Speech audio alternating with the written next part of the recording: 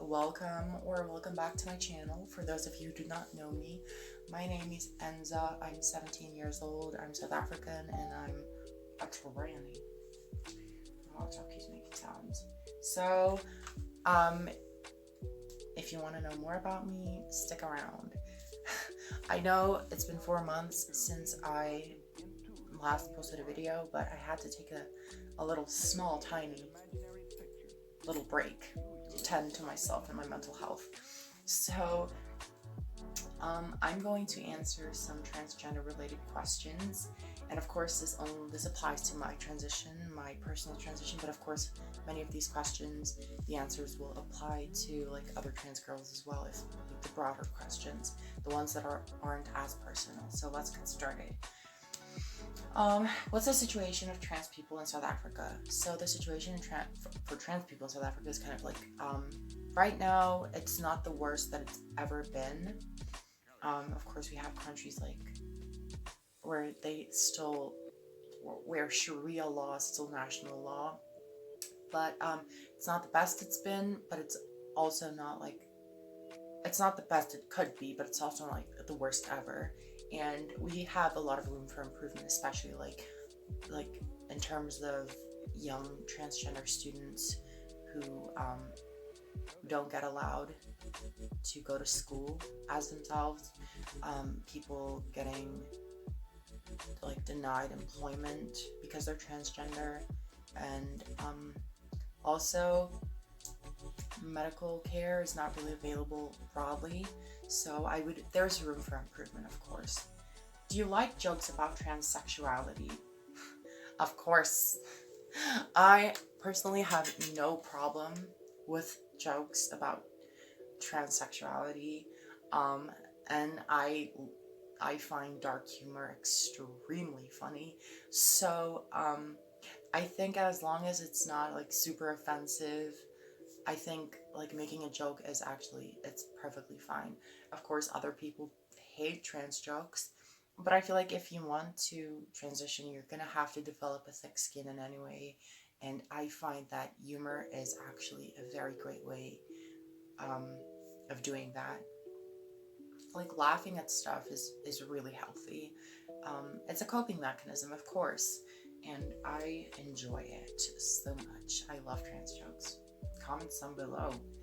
How does it feel like to grow up with gender dysphoria? Oh my gosh. It's so debilitating. Growing up with gender dysphoria, it's like confusing as well, because I never knew the discomfort and the confusion I had as a young boy had a name. I never knew that the feeling I felt when being addressed as a boy, when someone called me my dead name, I never know that feeling that I got had a name, that discomfort. And so it's really confusing growing up. And like aside from that, there is the societal like pressure onto all kids basically of both genders. They both have societal pressures, and even in the most subtle way this affected me. Like, you know, you have to make friends with boys, you have to play boys sports, you have to dress like a boy, you have to do every single thing as a boy, you have to be like a boy. And do you think I peeped like a boy? No. So growing up with gender dysphoria was extremely debilitating, and it was so confusing. I guess it also forces a young person to grow up really, really fast. That's why a lot of trans people are extremely mature for their age. Like, no person of that young age should be exposed to those feelings. It's extremely debilitating, and it takes a huge toll. And also, like, it feels like I've lost so much of my childhood because I had to struggle with this mental condition. And it's kind of sad. It makes me have this sad feeling of, you know, I missed out on my childhood, but now I'm dealing with that and I'm fine. I'm transitioning. I'm living la vida. Vivo la vida loca. Okay, so are there any notable, confusing, or weird ways that you notice cis people tend to talk about trans-related topics? Absolutely. Yes. So I tend to notice that when cisgender people talk about trans issues, they tend to be super careful. They tend to overcompensate or overthink, and so in doing so, they are they have like a certain they have a certain amount of misconceptions, and I think I would want them to be more open and ask more questions, ask the hard questions to be able not to offend someone, or just to know more and not have misconceptions, because there's obviously a difference between hard questions and inappropriate questions. I would like cisgender people to ask hard questions, because you know out of like out of not knowing something, people make their own conclusions and everything goes wrong from there. Okay, so what was the moment when you realized for sure that you are trans? If there was a single moment, of course. Okay, so this is kind of hard because there was no single moment. I've always felt like I was a girl. I've always felt feminine. I've always felt uncomfortable with being perceived as a boy, with presenting as a boy. But the moment I realized that I had to be transgender to be a girl, there was a certain moment, yeah. It was like I was 12, I think. I was lying in the bathtub. I was like looking down at my genitalia. I was like, dude, you gotta transition to be happy, to be yourself. Well, of course, like that time, dysphoria was like really bad for me, and there was just a moment. I've always felt like a girl, but there was this moment where I realized that I had to transition to become a girl. It's kind of confusing, and also like when you have traumatic experiences in your childhood, your brain just tends to block it out. So my whole childhood is kind of like a blur. Yeah, it's kind of sad. And aside from that, I've also like lost out on my childhood because I had to deal with all of the dysphoria. Next question. How do you politely tell someone to fuck off for fetishizing you? So, just how any other girl would do that. I guess we have to differentiate between trans attracted people and chasers or fetishizers, because there is a difference. I guess trans attracted people would be willing to actually have a relationship with a trans person, while chasers are just in it for the sexual thrill or experience. And I guess this is like the same for any other sexuality or gender. If someone's just interested in you for sexual experience, you tell them off. Like that's just how it is, I guess, for me at least. If you could have an accurate representation of trans life depicted in Hollywood, are there notable stories you'd want portrayed, and by who? Okay, so like I personally know a lot of amazing trans people,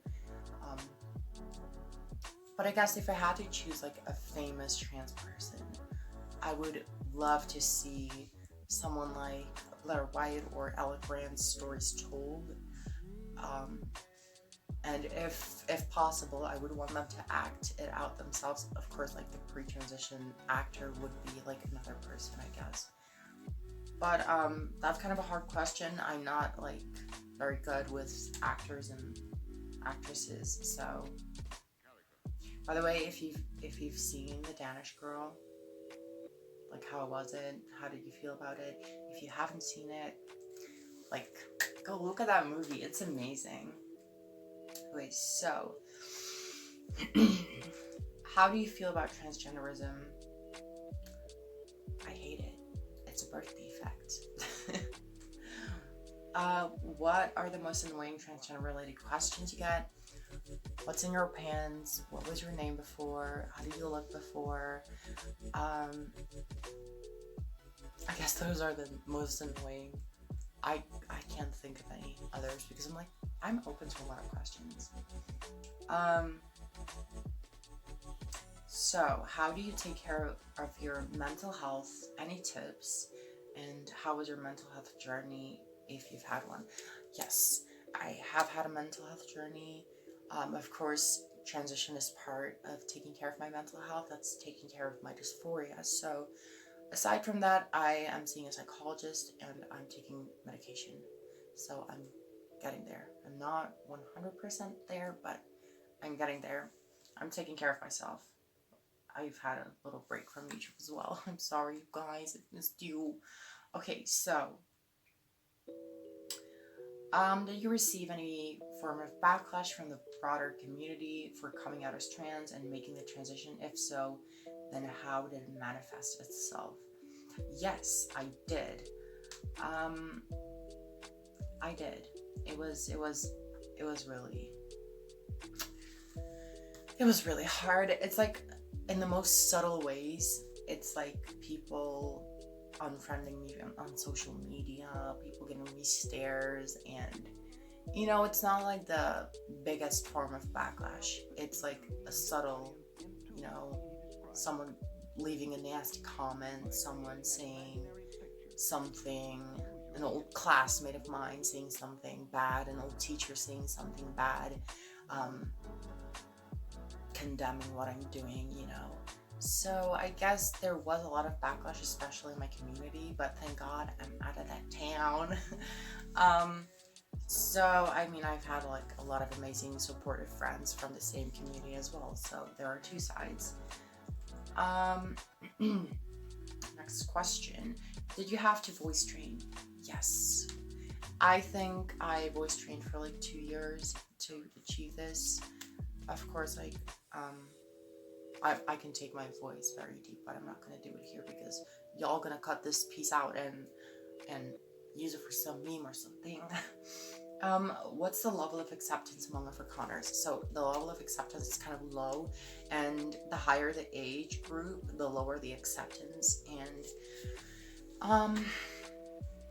there are a lot of open-minded people, Afrikaner people, and there are also a lot of them who are conservative and traditional. So I would say it's comparable to acceptance levels in the United States, I guess. Like for some people it's not a problem at all, and for other people it's kind of like a really big deal. So like for some boys as well, it's a deal breaker. For other boys, they're just like, I do not care. And you know what? We like those boys. Oh man, shout out to you, little. I should just keep my mouth shut. I feel like I'm blushing. I'm losing track of what I'm doing here. Can I do pole dancing? I can't. How did people react to it? For example, old school friends you haven't seen for a while. Okay, so there was this teacher, and I saw him in a pharmacy, and I was like, he was with other people, and so I saw the other people first, and I didn't see him, and I went and I gave the woman and the man each a hug, and then I turned around, and I saw him, and he was just like, hello, like giving his hand to me. Like, just don't touch me, like, just don't hug me or anything. Like, he was just like, and he dead named me. He was just like, hello, dead name. Yo. Old school friends, there was this girl who gossiped about me in school.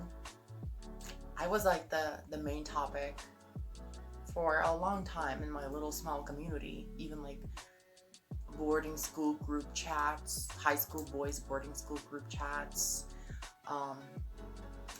the bitchy group chat. Even the teacher in my school, she teaches Bible studies, I guess it's what you call it in English, and she criticized my transition and said to the whole class that is actually wrong. You're supposed to accept everybody if you're a Christian. I don't know, you're supposed not to judge everybody. anybody when you're a Christian. So stop teaching them to judge me, bitch. You're reading the Bible wrong. Okay, so yeah, so people reacted like, oh my god, a tranny. Oh, I'm scared of trannies. It's a trap, pun intended. So clearly the trans community needs communication around identity and support. And it's fantastic that you are willing to address the questions, but do you feel that thinking and communicating about gender and self can have negative effects on your own mental value system and health? Would you want to not have to think about it? What do you do about self-care and finding personal balance, particularly when social input can be so ghastly? Wow, so this is a really great question. The whole idea of me transitioning is to be able to not think about my identity all the time, because that's not really something people do, normal people do, because I definitely think being transgender is abnormal. That's why you need medicine for it. So normal people don't think about their own gender. They don't question their own identities.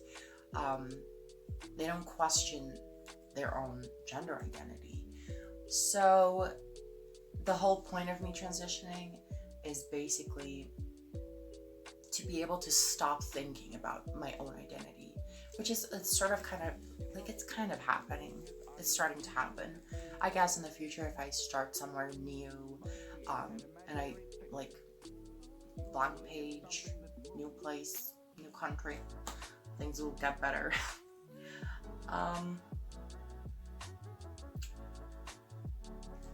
I think on the other hand, communicating about gender, it's important, because if nobody communicated about gender with me, I would have never known that there was like a term for my discomfort, that there was treatment out there.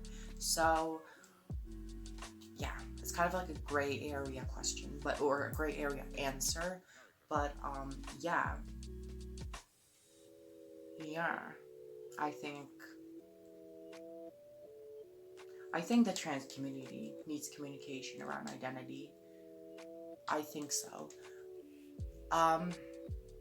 It's just trans people, LGBT people in general, they try to be extremely politically correct, which is sometimes a pain in the ass, because like sometimes, you know, radicalism takes over the whole thing, and it becomes a whole snowball effect that everybody's just like, I shouldn't even like be talking about this, because this is like such a political topic. It makes me mad. Like the whole snowballing effect of everybody like criticizing you if you speak out on something that is controversial. I believe we should have the freedom to discuss identity, especially in the trans community, because we are all being judged as the same, even though we're not. So yeah, I think we should be able to communicate that more. Last question. Do you have a supportive family? If not, who supports you when needed? Yes, I do have a supportive family. I'm very grateful for that. Not all of my family supports me. And when I am in need of support, I have amazing friends, even distant family. But my friends are really, really great. And shout out to all you guys. And thank you for all of the questions. I think that's a wrap. Merci. So, if you enjoyed this video, give it a little thumbs up. If you liked watching if you liked looking at my face, consider subscribing. If you disliked the video, give me a thumbs down. And if you want to leave any comments below, head down, girls and boys and everything in between and out of the spectrum. Okay, so until I see you guys next time, I'm going to post more. It's not a promise, but I'm going to try. Take care of each other, love each other, and be safe.